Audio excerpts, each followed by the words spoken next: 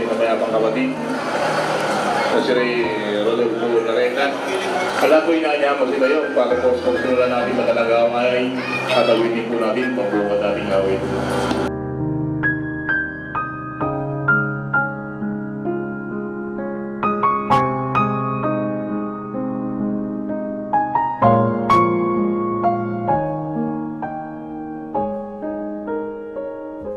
Natin ang ating kanakamay at ito ako ng katawan lupa ng ating kapatid na imamo.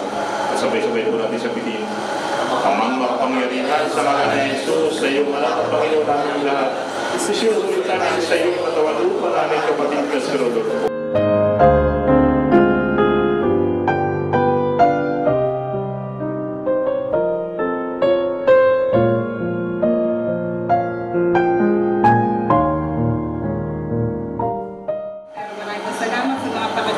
Na ginagawa ninyo sa aming pamilya, sa paglisan ng aking mahal na ama. Mayaman po ang tatay ko sa kaibigan at pakikisama. Napakasarap po ng pagmamahal ng aking mahal na ama. Ako nung nasa ICU na, ang sabi po niya sa nanay ko, Agong, lumabas ka na. Kasi siya po ay nahihirapan sa kanyang paghinga. Ayaw po ng tatay ko na siya ay nakikita namin naghihirap. At sa huli po, ako po muli nagpapasalamat sa inyo, sa mga nakiramay sa amin.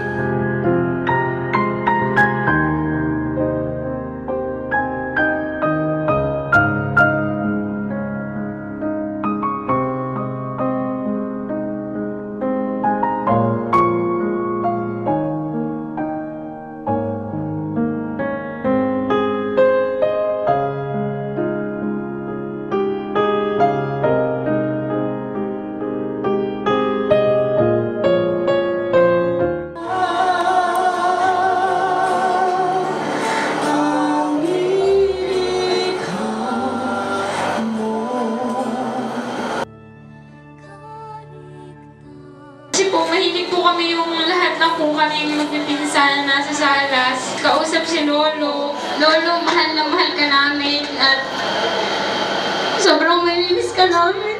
Siya po yung lagi nagpapabasa sa amin nung pasyon po yun sa kapalihuli ang Facebook tungkol sa mga magulang na maging magalang. Siya po yung the best lolo para sa akin.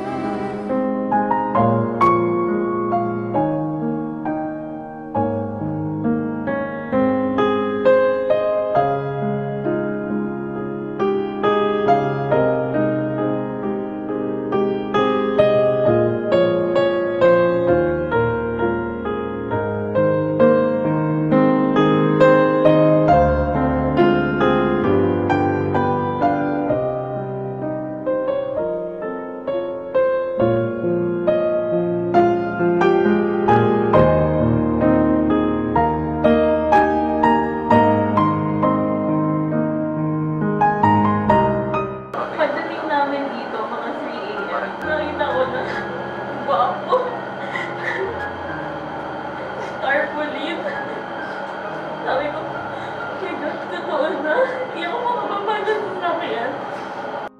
Ang tatay ko po ay isa kong kasama sa aking buhay. Ang aking pong mahal na ama ang kasama ko sa pagdidisiplina sa aking 3 anak. Sa edad po niyang 17, kulang na kulang pa po talaga. Tatay, I love you so much. Gusto po kami nagpapasalamat ng ating pamilya. Pero nais ko lang bumalik ang tanong. So paano po humubog ang aming ama? Ang maging magalang, ang mga nakakatanda, ang maging mapagkumawa. Papakita ko sa iyo na isa rin po tayong matibay, mahal po ako sa iyo. Tatay, mahal po namin kayo.